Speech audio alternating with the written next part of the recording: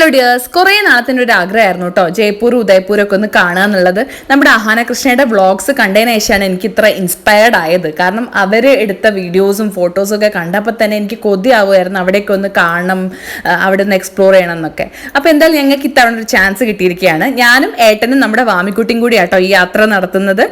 കഴിഞ്ഞ വ്ളോഗിൽ നിങ്ങൾ എല്ലാവരും കണ്ടിട്ടുണ്ടാവും, എൻ്റെ അച്ഛനും അമ്മയും അമ്മമ്മയൊക്കെ ഉണ്ടായിരുന്നു, ഡൽഹിക്ക് വന്നിട്ടുണ്ടായിരുന്നല്ലോ. അവരെല്ലാവരും തിരിച്ചു പോയിട്ടോ. അതിനുശേഷം ഞങ്ങൾ പോയിട്ടുള്ളൊരു യാത്രയാണ് ഇത്. ഞങ്ങൾ ഡൽഹിയിൽ നിന്ന് കാറിൽ ഡ്രൈവ് ചെയ്ത് പോകാനായിരുന്നു പ്ലാന്. അപ്പം ഞങ്ങൾ ഡൽഹിയിൽ നിന്ന് ഏകദേശം രാവിലെ ഒരു 6 മണിക്കാട്ടോ ഇറങ്ങിയത് ജയ്പൂരേക്ക്. അങ്ങനെ ഒരു കണ്ടിന്യൂസ് ഡ്രൈവ് തന്നെയായിരുന്നു. നമ്മുടെ ഇതുണ്ടല്ലോ ഡൽഹി മുംബൈ എക്സ്പ്രസ് ഹൈവേയിൽ കൂടെ പോയെന്നായതുകൊണ്ട് വലിയ ബുദ്ധിമുട്ടൊന്നും ഇല്ലാണ്ട് തന്നെ എത്തിച്ചേർന്നു. അങ്ങനെ ഹൈവേയിൽ തന്നെയുള്ള ഒരു ഹോട്ടലിൽ കയറിയിട്ട് നമ്മൾ ഫുഡ് കഴിച്ചു കേട്ടോ. നല്ല ടയേർഡായി ഉണ്ടായിരുന്നു കേട്ടോ ഉച്ചയ്ക്ക് ആകുമ്പോഴത്തേക്ക്. പക്ഷേ നമ്മുടെ വാമിക്കുട്ടി നല്ല കോപ്പറേറ്റീവ് ആയിരുന്നു കേട്ടോ, വലിയ പ്രശ്നമൊന്നും ഉണ്ടാക്കിയില്ല. ആള് അടങ്ങിയൊക്കെ ഇരുന്നു കേട്ടോ കാറിൽ. ഞാനൊരു കളറിംഗ് ബുക്കൊക്കെ കയ്യിൽ പിടിച്ചിട്ടുണ്ടായിരുന്നു. അപ്പോൾ അവൾ കുറേ നേരം ബുക്കിൽ കളർ ചെയ്തൊക്കെ ഇരുന്നു. പിന്നെ നമ്മൾ പാട്ട് പാടി, പിന്നെ കഥയൊക്കെ പറഞ്ഞ് അവളെ മെല്ലെ സോപ്പിട്ട് ഇരുത്തിട്ടോ. ഞാനങ്ങനെ ഫോണൊന്നും കാണിച്ചു കൊടുത്തിട്ടില്ല, എന്നാലും അവൾ വലിയ കുഴപ്പമില്ലാണ്ടൊക്കെ ഇരുന്നു കേട്ടോ. പിന്നെ ഇതാ ഞങ്ങൾ അങ്ങനെ അവിടുന്ന് ഫുഡൊക്കെ കഴിച്ചതിന് ശേഷം പിന്നെയും ഞങ്ങൾ യാത്ര തുടങ്ങി. ജയ്പൂരിൽ ഞങ്ങൾ ഏകദേശം എത്തുമ്പം വൈകുന്നേരം ഒരു 4:30-5 മണിയൊക്കെ ആയിട്ടുണ്ട് കേട്ടോ. അപ്പോൾ അവിടെ ഒരു ഹോട്ടലിൽ നമ്മൾ സ്റ്റേ ചെയ്യുകയാണ് ചെയ്തത്. കാരണം പിന്നെ നമുക്ക് ട്രാവൽ ചെയ്യാനുള്ളൊരു എന്താ പറയുക, അത്രയും ടയേർഡായി ഉണ്ടായിരുന്നു. അപ്പോൾ പിന്നെ നമുക്ക് ഇനിയും നമ്മൾ എന്താ പറയുക എക്സ്പ്ലോർ ചെയ്യുക, അന്നത്തെ ദിവസം തന്നെ എക്സ്പ്ലോർ ചെയ്യാൻ പറഞ്ഞാൽ തീരെ പറ്റില്ല, നടക്കില്ലല്ലോ. അപ്പോൾ അടുത്ത ദിവസം നമുക്ക് പുറത്തേക്ക് ഇറങ്ങാമെന്നൊക്കെ പ്ലാൻ ചെയ്തിട്ട് നമ്മൾ ഹോട്ടലിൽ എത്തിയതിനു ശേഷം റെസ്റ്റൊക്കെ ചെയ്തു. അങ്ങനെ ഇതാ തൊട്ടടുത്ത ദിവസം നമ്മൾ റെഡി ആയിട്ട് പുറത്തേക്ക് ഇറങ്ങാം കേട്ടോ. ഇത് ഞാൻ ജയ്പൂർ ഒരു വൈബുള്ളൊരു ഡ്രസ്സൊക്കെയാണ് കേട്ടോ ഇട്ടത്. ജയ്പൂരിന് ഇണങ്ങിയ ഒരു ഡ്രസ്സ് ഞാൻ ഡൽഹിയിൽ നിന്ന് നമ്മുടെ സരോജിനി മാർക്കറ്റിൽ നിന്ന് പർച്ചേസ് ചെയ്തിട്ടുണ്ടായിരുന്നു തലേ ദിവസം പോയിട്ട് തന്നെ. എന്നിട്ട് ആ ഡ്രസ്സൊക്കെ ഇട്ടിട്ടാട്ടോ ഇറങ്ങിയിട്ടുണ്ടായിരുന്നത്. നമ്മളൊരു ഗൈഡിനും ഒരു ടാക്സിയും ബുക്ക് ചെയ്തിട്ടുണ്ടായിരുന്നു. കാരണം നമുക്ക് ജയ്പൂരിലുള്ള റോഡ്സും വഴികളൊന്നും അറിയാത്തതുകൊണ്ട് നമ്മളെ കാറ് നമ്മൾ അവിടെ ഹോട്ടലിൽ തന്നെ പാർക്ക് ചെയ്തിട്ട് ഒരു സെപ്പറേറ്റ് ആയിട്ട് ഒരു വണ്ടി ബുക്ക് ചെയ്തിട്ടാണ് നമ്മൾ പോയിട്ടുണ്ടായിരുന്നത്. ഒരു സെപ്പറേറ്റ് ഗൈഡിനെ നമ്മൾ വെച്ചിട്ടുണ്ടായിരുന്നു കേട്ടോ. അങ്ങനെ നമ്മൾ ആദ്യം തന്നെ പോയത് ആംബേർ ഫോർട്ട് എന്ന് പറഞ്ഞ സ്ഥലത്തേക്കാണ് കേട്ടോ. ആംബേർ ഫോർട്ട് എന്ന് പറഞ്ഞു കഴിഞ്ഞാൽ ആക്ച്വലി ഒരു കൊട്ടാരാണ്. 16th സെഞ്ച്വറിയിൽ മാൻസിംഗ് ഫസ്റ്റ് എന്ന് പറഞ്ഞിട്ടുള്ള ഒരു രാജാവ് ഉണ്ടാക്കിയിട്ടുള്ള ഒരു കൊട്ടാരാണ് കേട്ടോ. അദ്ദേഹവും അദ്ദേഹത്തിൻ്റെ ഫാമിലി മൊത്തം 16th സെഞ്ച്വറി തൊട്ടിട്ട് ജീവിച്ച് വന്നിട്ടുള്ള ഒരു കൊട്ടാരാണ് ഇതെന്ന് പറയുന്നത്. ഇത് വേൾഡ് ഹെറിറ്റേജ് സൈറ്റിൽ, അതായത് യുനെസ്കോൻ്റെ വേൾഡ് ഹെറിറ്റേജ് സൈറ്റിൽ ഈ ഒരു കൊട്ടാരം ഉണ്ട് എന്നാണ് പറയുന്നത്. അങ്ങനെ നമ്മളിതാ ഇത് കാണാൻ വേണ്ടിയിട്ടാണ് വന്നത്. അപ്പോൾ വാമിക്കുട്ടിക്ക് മറ്റേ രാജസ്ഥാനീസ് ഒക്കെ ഇടുന്ന ഒരു ടൈപ്പ് ഒരു തൊപ്പിയില്ലേ, അത് വേണമെന്ന് പറഞ്ഞ് വാശി പിടിച്ചപ്പം പാവം അതും നമ്മൾ വാങ്ങിക്കൊടുത്തു കേട്ടോ. പിന്നെ എന്താ രാജസ്ഥാനി മ്യൂസിക്കൊക്കെ നമ്മൾ ആ ഒരു അംബേർ ഫോർട്ടിലേക്ക് കയറുമ്പോൾ തന്നെ ഇങ്ങനെ പ്ലേ ചെയ്യുന്നുണ്ടായിരുന്നു. അംബേർ പാലസ് എന്നും പറയാം, അംബേർ ഫോർട്ട് എന്നും പറയാം, രണ്ടും പറയാം കേട്ടോ. അപ്പോൾ ഈ പാലസിലേക്ക് കയറുമ്പോൾ പ്ലേ ചെയ്യുന്നുണ്ടായിരുന്നു. നല്ല രസമാണ് കേട്ടോ, മ്യൂസിക് നല്ല സൂത്തിങ് ആണ് കേട്ടോ, ശരിക്കും കേട്ടിരിക്കാൻ തോന്നും. അങ്ങനെ കുറേ നേരം ആ മ്യൂസിക്കൊക്കെ കേട്ടതിന് ശേഷം നമ്മളിത് ആംബേർ ഫോർട്ടിൻ്റെ ഉള്ളിലേക്ക് കയറി. ശരിക്കും പറഞ്ഞു കഴിഞ്ഞാൽ എനിക്ക് ജയ്പൂർ എൻ്റെ ജീവിതത്തിൽ മറക്കാൻ പറ്റില്ല, പ്രത്യേകിച്ച് ആംബേർ ഫോർട്ട്. ഒരു എന്താ പറയുക, അതിൻ്റെ ഒരു ബ്യൂട്ടി എന്താണെന്ന് എനിക്ക് വാക്കുകളിലോ അല്ലെങ്കിൽ നിങ്ങൾക്ക് വീഡിയോയിൽ കണ്ടാലോ മനസ്സിലാവുമെന്ന് എനിക്ക് അറിയില്ല കേട്ടോ. അത്രയും ഭംഗിയാണ്. പിന്നെ നമുക്ക് കിട്ടിയൊരു ഗൈഡ് എന്ന് പറയുന്നത് ഒരു ലോയർ സ്റ്റുഡൻ്റ് ആയിരുന്നു. അതുകൊണ്ട് തന്നെ അയാൾക്ക് നല്ല അറിവുണ്ട്. അയാൾ നമുക്ക് ഓരോ കാര്യങ്ങളും നല്ല ഡീറ്റെയിൽ ആയിട്ട് എക്സ്പ്ലെയിൻ ചെയ്തു തന്നു. അതുകൊണ്ട് നമുക്ക് ക്ലിയർ കട്ട് ഐഡിയ ഉണ്ടായിരുന്നു എന്താണ് ഇത് എന്നുള്ളത്. നമുക്ക് ശരിക്കും പറഞ്ഞു കഴിഞ്ഞാൽ നമുക്ക് നല്ലൊരു എക്സ്പീരിയൻസ് തന്നെയായിരുന്നു കേട്ടോ നമ്മുടെ ജയ്പൂർ ആംബേർ ഫോർട്ടിലൊക്കെ വന്നിട്ടുള്ള ഒരു എക്സ്പീരിയൻസ്. ഇവിടേക്ക് വേണമെങ്കിൽ നമുക്ക് ആനേൻ്റെ പുറത്തൊക്കെ കയറിയിട്ടൊക്കെ വരികയൊക്കെ ചെയ്യാം കേട്ടോ, നല്ല രസമാണ്. ഇതിലേക്കൊന്നും നമ്മൾ പോയില്ല, കാരണം 1000 rupees പെർ ഹെഡ് ആണ് പറഞ്ഞിട്ടുണ്ടായിരുന്നത്. അതൊരു എക്സ്ട്രാ എക്സ്പെൻസ് ആണെന്ന് തോന്നിയോണ്ട് പിന്നെ നമ്മൾ അതിനൊന്നും നിന്നില്ല. അങ്ങനെ നമ്മളിതാ ഇപ്പോൾ കണ്ടില്ല ആംബേർ ഫോർട്ടിൻ്റെ മുകളിലേക്കൊക്കെ കയറിയിട്ട് ഗൈഡ് ഇങ്ങനെ ഓരോന്നും അതിനെപ്പറ്റി എക്സ്പ്ലെയിൻ ചെയ്ത് തന്നുകൊണ്ടിരിക്കുക കേട്ടോ. അപ്പോൾ ഇത് കണ്ടോ, ഈ ഒരു റാമ്പ് കണ്ടോ, ഇത് പണ്ട് രാജ്ഞിമാർക്ക് നടക്കാൻ വേണ്ടി, രാജ്ഞിമാർ നല്ല ഹെവി ഡ്രസ്സൊക്കെ അല്ലേ ഇടുക, അപ്പോൾ അതുകൊണ്ട് രാജ്ഞിമാർക്ക് നടക്കാൻ വേണ്ടി ഉണ്ടാക്കിയിട്ടുള്ള റാമ്പാണ്. അതേപോലെ രാജാവിന് സ്റ്റെപ്പാട്ടോ. അങ്ങനെ സെപ്പറേറ്റ് ആയിട്ടുള്ളൊരു വാക്കിംഗ് ഏരിയ ഒക്കെ ഉണ്ട് കേട്ടോ രണ്ടുപേർക്കും ആയിട്ടുള്ള. എനിക്കത് ഭയങ്കര കൗതുകമായിട്ട് തോന്നി കേട്ടോ. പിന്നെ ഞങ്ങൾ കുറച്ചിങ്ങനെ റീൽസ് ഒക്കെ എടുക്കാൻ ശ്രമിച്ചിട്ടോ, ഞാനും വാമിക്കുട്ടിയും കൂടെ. വാമിക്കുട്ടി ആ തൊപ്പിങ്ങനെ അയക്കുന്നൊന്നും ഉണ്ടായിരുന്നില്ല കേട്ടോ, നല്ല വെയിലുണ്ടായിരുന്നു. അപ്പോൾ ഞാൻ വിചാരിച്ചാൽ വെച്ചോട്ടെ എന്ന്.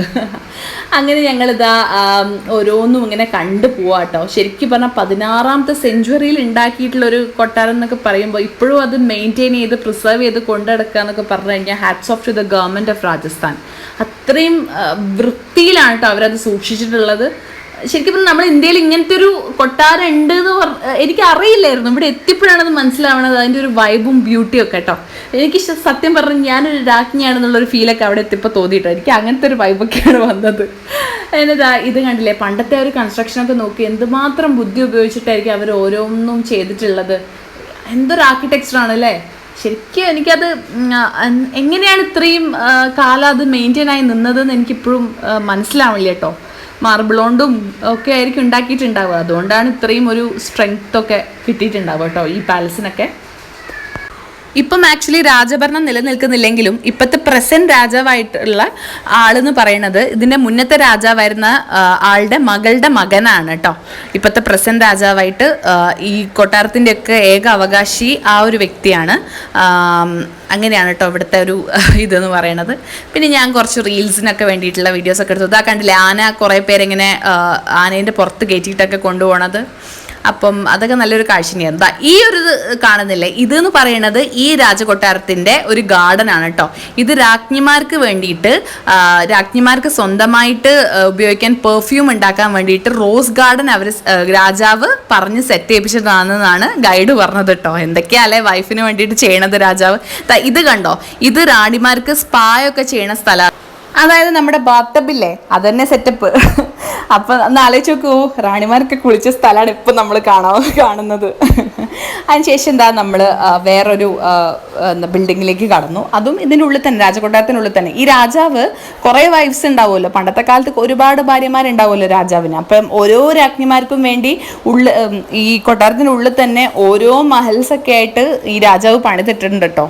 പിന്നെ ഇതാ ഈ ഒരു പെയിൻറ്റിംഗ് ഒക്കെ കണ്ടില്ലേ, ഇത് ശരിക്കും പറഞ്ഞാൽ ഓർഗാനിക് പെയിൻറ്റ്സ് ആണ് അത്ര യൂസ് ചെയ്തിട്ടുള്ളത്. അതായത് നമ്മുടെ ഈ ഫ്രൂട്ട്സും വെജിറ്റബിൾസും എന്നൊക്കെ എടുത്തിട്ടുള്ള കളേഴ്സ് യൂസ് ചെയ്തിട്ട് അത്ര, ഫ്രൂട്ട്സ് വെജിറ്റബിൾസ് പിന്നെ ഇലകൾ പച്ചിലകളിൽ നിന്നൊക്കെ എടുത്തിട്ടുള്ള കളേഴ്സ് യൂസ് ചെയ്തിട്ട് അത്ര ഇതൊക്കെ പെയിൻറ്റ് ചെയ്തിട്ടുള്ളത്. അതെന്നെ കണ്ടപ്പോൾ ഭയങ്കര അത്ഭുതമായി തോന്നി കേട്ടോ. ഇത്രയും കാലം അത് എങ്ങനെ മെയിൻറ്റെയിൻ ആയി നിന്നത് എനിക്കറിയില്ല. ഞാൻ എൻ്റെ ഗൈഡിനോട് ചോദിക്കുകയും ചെയ്തു, ഇത് പിന്നെയും പെയിൻറ്റ് ചെയ്തിട്ടുണ്ടായിരുന്നോ ഇല്ല എന്ന് പറഞ്ഞു. പിന്നെ അതേപോലെ ഇത് അവിടെ ഈ സീലിങ്സിൽ ഗോൾഡ് ഫിനിഷ് കണ്ടില്ലേ, അത് ശരിക്കുള്ള റിയൽ ഗോൾഡ് ആണെന്നാണ് കേട്ടോ ഗൈഡ് പറഞ്ഞത്. അതൊക്കെ കേട്ടപ്പോൾ എനിക്ക് ഭയങ്കര ഒരു എന്താ പറയുക, ഭയങ്കര അത്ഭുതം തോന്നി.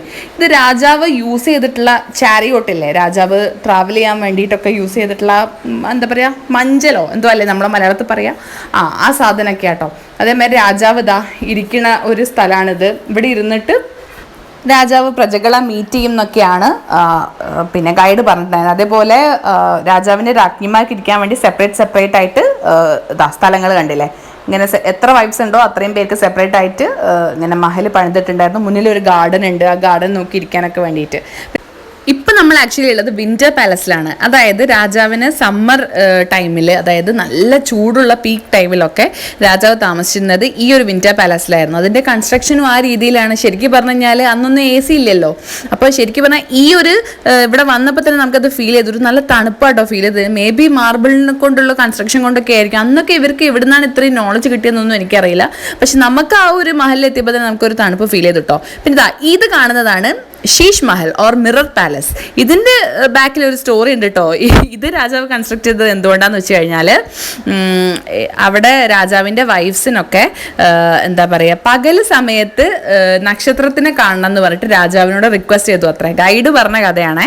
അപ്പം റിക്വസ്റ്റ് ചെയ്ത സമയത്ത് രാജാവ് വൈഫുമാർക്ക് എന്താ പറയുക, പകൽ സമയത്ത് നക്ഷത്രം കാണാൻ വേണ്ടിയിട്ട് മിറർ വെച്ചിട്ട് പാലസ് സെറ്റ് ചെയ്തിട്ട് ഈ മിററിൻ്റെ റിഫ്ലക്ഷൻ കാരണം ലൈറ്റ് അടിക്കുമ്പോൾ സ്റ്റാർ പോലെ ഫീൽ ചെയ്യും അത്രേ. അപ്പോൾ അതുകൊണ്ട് അതിന് വേണ്ടിയിട്ട് കൺസ്ട്രക്ഷൻ, എനിക്കത് തോന്നുകയും ചെയ്തിട്ടോ അവിടെ പോയപ്പോൾ. അങ്ങനെ ഒരു റിഫ്ലക്ഷൻ കാരണം ഒരു സ്റ്റാർ പോലെ ഇങ്ങനെ മിന്നുന്നുണ്ടായിരുന്നു. അപ്പോൾ വൈഫ്സിന് വേണ്ടിയിട്ടാണ് രാജാവ് അങ്ങനെ ഒരു സംഭവമൊക്കെ സെറ്റ് ചെയ്തത് കേട്ടോ. പിന്നെ എല്ലാ വൈഫിനും വേണ്ടി സെപ്പറേറ്റ് റൂംസും അറകളും ഒക്കെ ഉണ്ട്. എനിക്ക് എല്ലാം ഒന്നും ശരിക്കും പറഞ്ഞാൽ റെക്കോർഡ് ചെയ്യാൻ പറ്റിയിട്ടില്ല. കാരണം അത്രയും വലിയ പാലസാണ്, എത്രയെന്ന് വെച്ചിട്ട് ഞാൻ റെക്കോർഡ് ചെയ്യുക. അപ്പം ഉള്ളതൊക്കെ ആട്ടോ, എനിക്ക് അത്രയും ഒരു സ്പെഷ്യലായിട്ട് തോന്നിയ കാര്യങ്ങളൊക്കെ ആട്ടോ ഞാൻ നിങ്ങളുടെ മുന്നിൽ ഇപ്പോൾ കാണിച്ചു തരുന്നത്. വേറൊരു ഇൻട്രസ്റ്റിംഗ് ഫാക്ട് എന്താണെന്നറിയോ, നമ്മുടെ ഐശ്വര്യ റായും ഋത്തിക് റോഷനും അഭിനയിച്ച ജോധ അക്ബർ മൂവീൻ്റെ ഷൂട്ടിങ് ഈ പാലസിൽ വെച്ചിട്ടായിരുന്നു കേട്ടോ ഉണ്ടായിരുന്നത്. അതിന് കാരണം എന്താ വെച്ചാൽ, ജോധ എന്ന് പറയുന്ന ക്യാരക്ടറില്ലേ, അതിൻ്റെ റിയൽ ക്യാരക്ടർ ഇവിടെ ജനിച്ച് വളർന്ന ആളായിരുന്നു കേട്ടോ. അതുകൊണ്ടാണ് ഇവിടെ ഷൂട്ടിംഗ് ഉണ്ടായിരുന്നത്. പാലസിൽ നിന്ന് ഇറങ്ങാൻ നേരം നല്ല അടിപൊളി കലാകാരന്മാരെ പാട്ടും കുറച്ച് നേരം കേട്ടിരുന്നു കേട്ടോ. പിന്നെ എനിക്ക് ഇനിയും ഉണ്ട് ഒരുപാട് കാര്യങ്ങൾ നിങ്ങളോട് പറയാൻ. അപ്പോൾ അത് അടുത്ത വ്ളോഗിലായിട്ട് പറയാം കേട്ടോ. അതുവരെ വെയിറ്റ് ചെയ്തിരിക്കണേ നിങ്ങളെല്ലാവരും.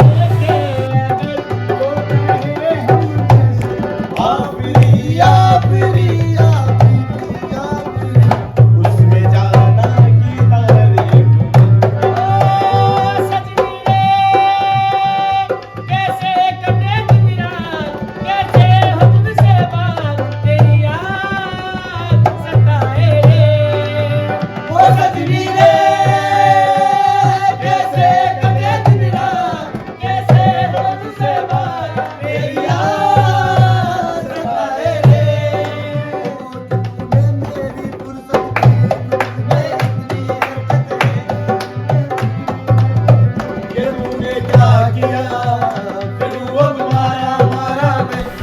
അപ്പൊ ജയ്പൂരിന്റെ ബാക്കി കഥകൾ അടുത്ത വീഡിയോയിൽ കാണുന്നവരെ ബൈ ബൈ.